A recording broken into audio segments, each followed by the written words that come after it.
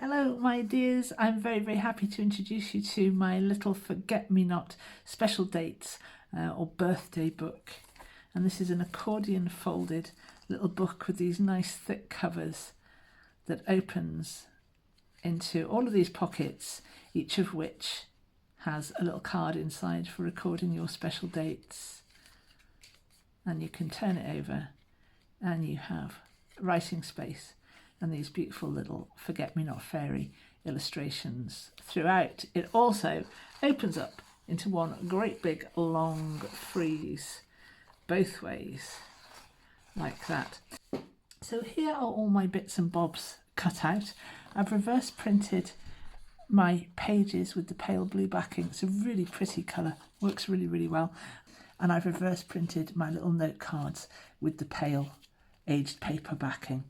I've also cut myself a couple of pieces of rigid board. Now this is beer mat board, it's also called pulp board, and I love it. It gives you the thickness and the rigidity of a chipboard, but it's so easy to cut through by comparison. It's just not as dense, but it's beautiful for this kind of job.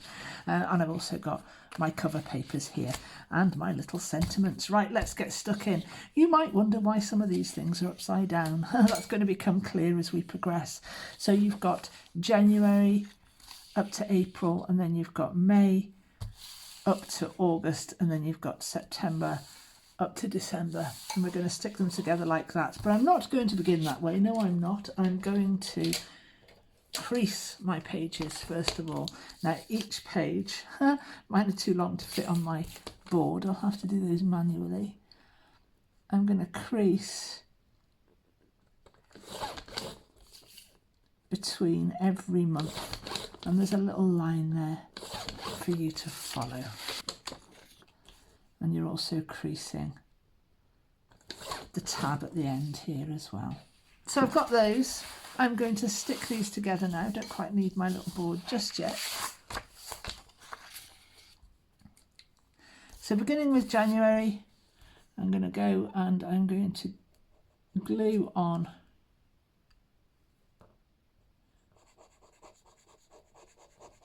the whole tab at the end of the April section here. Stick May after April. And get that nicely lined up. And I'm going to move this whole big long thing along now and glue the tab at the end of August.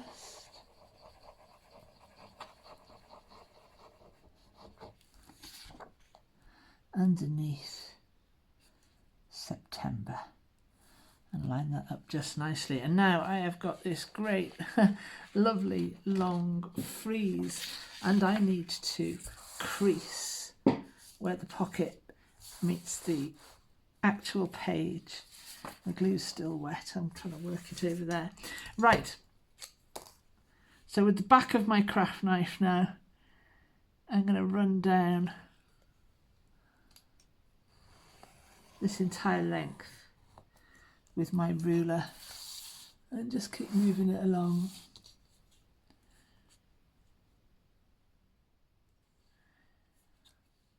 So I get one nice continuous line. Better for me to do it this way because I'm going to be folding around the tabs that I've glued. If I folded this, if I scored this section rather individually before I glued it together, I might have some things just a little bit off. This way I know that everything's going to line up nicely.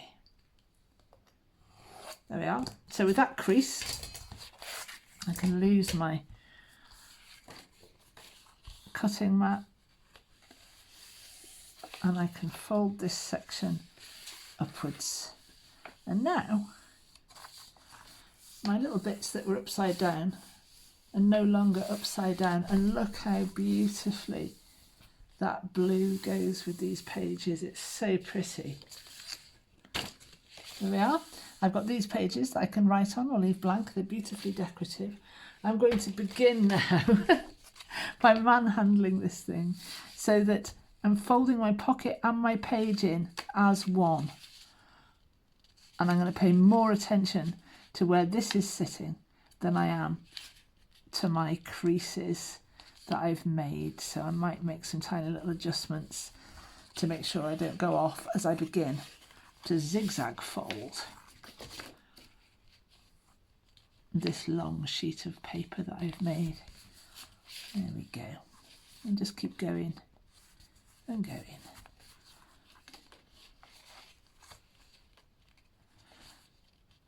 And going and going. Try and keep it as lined up and as accurate as you can.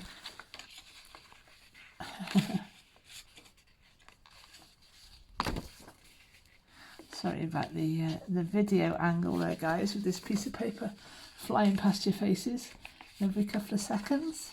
But that's getting shorter and shorter as we go. And I've printed this on paper. I'd hate to do it on card. The bulk in these folds would just be nasty at this point.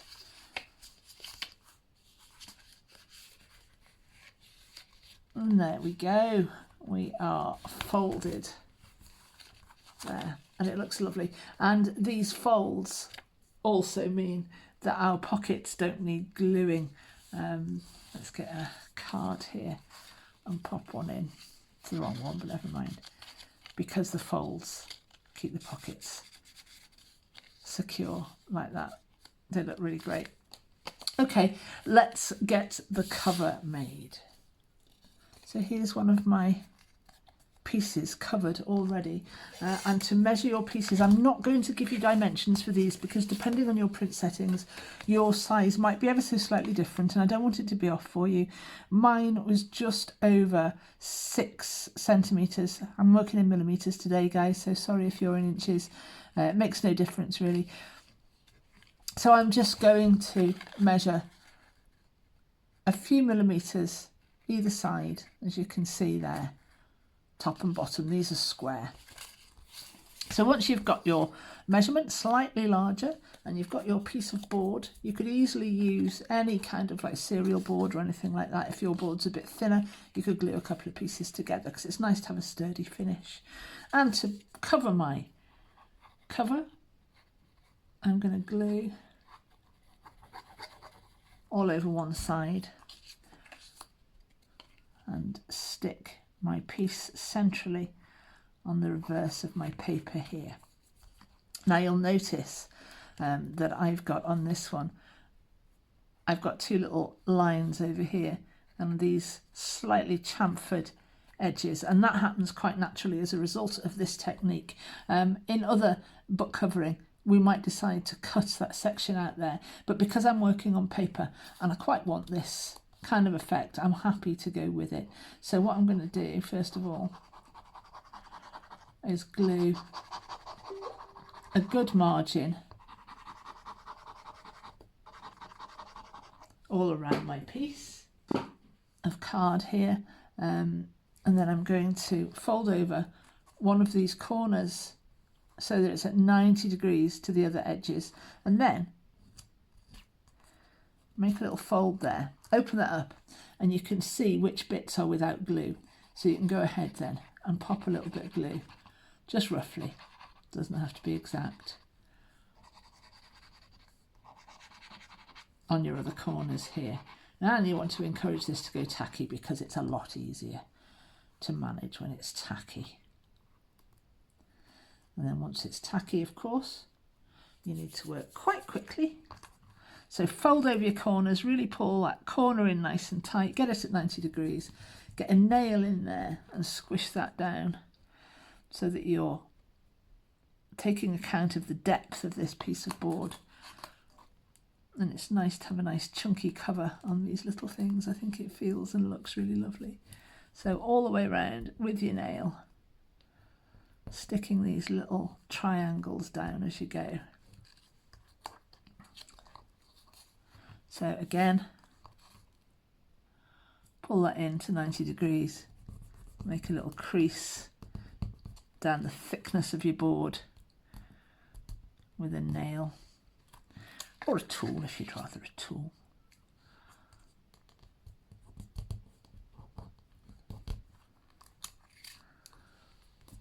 There we go. And then you'll notice that you've now got these little triangles that don't have any glue on them. So a little bit of glue on those. Still working quite quickly because my glue is going tackier and drier as we speak. Might pop a little bit more on there. And then you're going to bring these sides over really tightly, sort of fold them, stretch them round. As you glue them down in place, you might get a bit gluey here. Stretch it round and stick it down all the way around. And that gives you, when you're done, this nice hand-covered, slightly chamfered edge. It's kind of softened the piece of card. It's a really nice look, I think. And you can just go in, and you can go in with a folding bone actually if you've got one handy, and you can just burnish these pieces down until they've behaved themselves and glued nicely in place.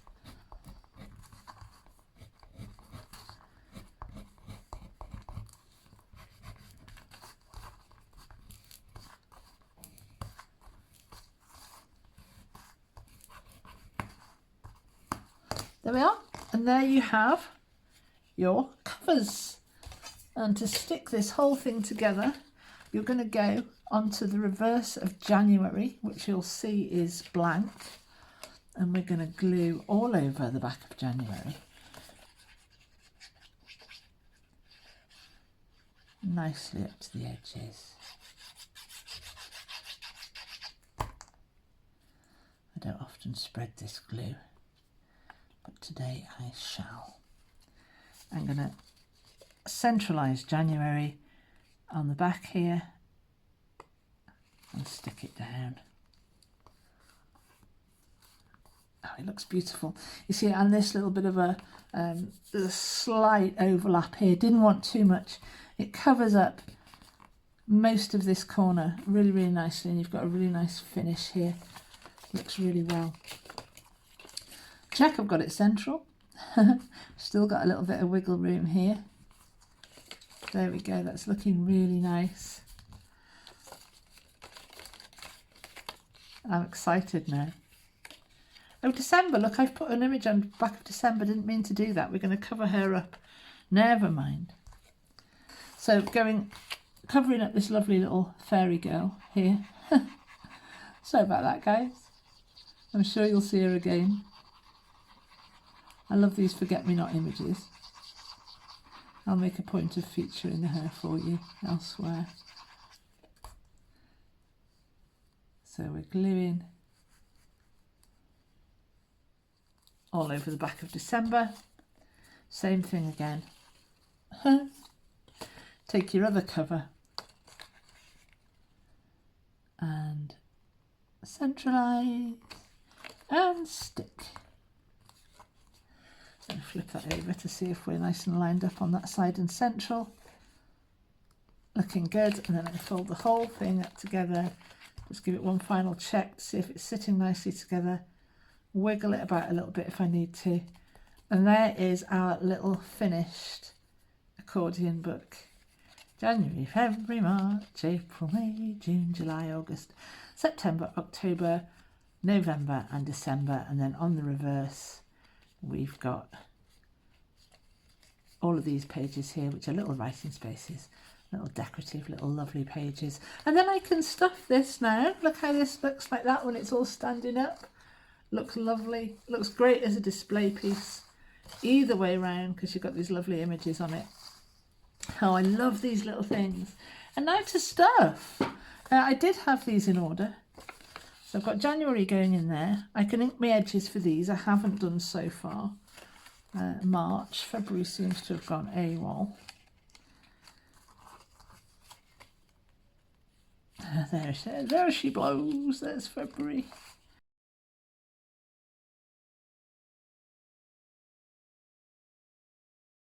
On December and January, you might want to put a little seam of glue up that edge to form your pocket. There's plenty of room for your pocket still to go in. I made sure of that in the design process. Same up this edge.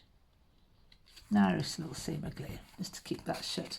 And there we have it. There we have your little forget-me-not birthday or special dates accordion folding book. And the only thing left to do is stick on my little front cover fussy here.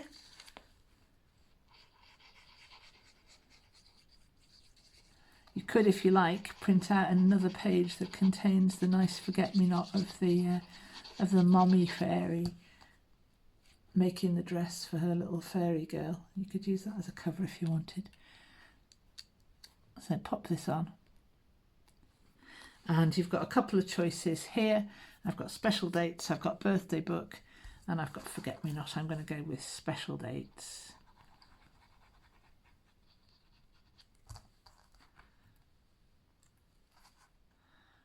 Glue that in place. Shimmy this up a little bit. There we go, and it looks really, really good.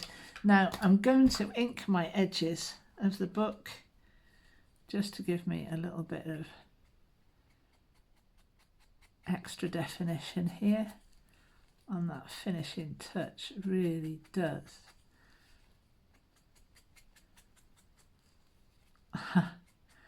Really does finish it beautifully. There we are, it looks really beautiful. I've got my months of the year and my little cards that I can write on the reverse of as well. All tucked away in their little pockets that are all held nicely together by the creases, and then on the reverse I've got some nice spaces there as well to write, and I'm going to finish it off with a bit of ribbon. Now I wish I had some slightly wider organza ribbon for this job, and I don't have any to hand anyway. I'm going to put that on my shopping list. So an on-camera bow doesn't very often go well for me, but we'll see what we can do. Actually, do you know what I'm going to do here? I'm going to turn this over. I'm going to have my lengths of ribbon about halfway. I'm going to cross over. I'm going to turn this back round. And I'm going to tie my bow right here.